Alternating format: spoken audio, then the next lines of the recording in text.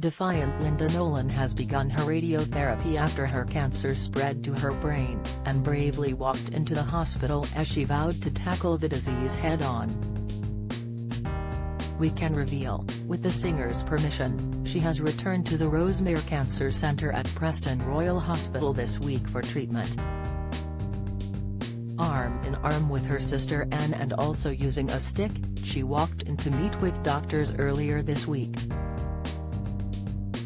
Unfortunately, the centre is a place well known to her, as it is where she had her previous radiotherapy treatments for cancer in 2017 and 2005.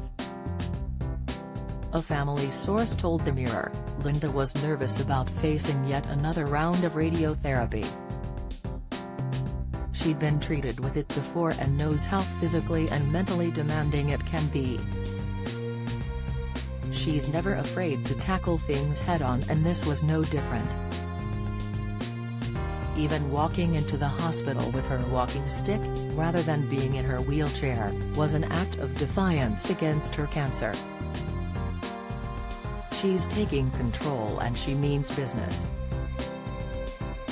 After the sessions, she is returning home to live with her sister and best friend Denise. The pair already live very close together, but she moved back in with Denise during her treatment for her hip and liver. The source added, she will be staying with Denise for the foreseeable, as she's unsteady on her feet and because of the falls she has suffered recently. In her book From My Heart, Linda detailed her first day of radiotherapy in 2017 and how important her family were to the process. At the time she wrote, "Thank God I still had my family." And so the tears fell from my face onto the bed as the radiotherapy machine blasted its rays into me once again that morning. Somehow that first blast of radiotherapy and the familiarity of the hospital had made everything feel horribly real. Yep, this really was happening to me all over again. I was hoping and praying that when my 2 weeks of treatment were up I would never have to see any of them ever again.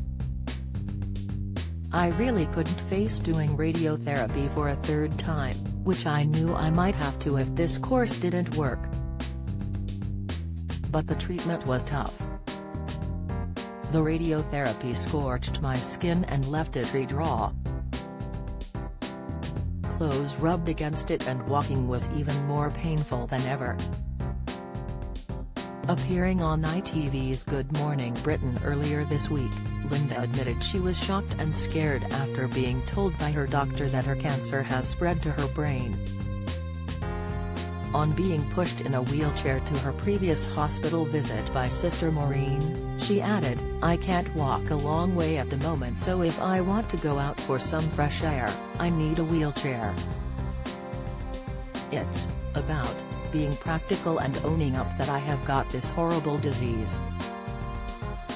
I don't know how long I've got left, and that's not me being morbid, I don't know, none of us know really.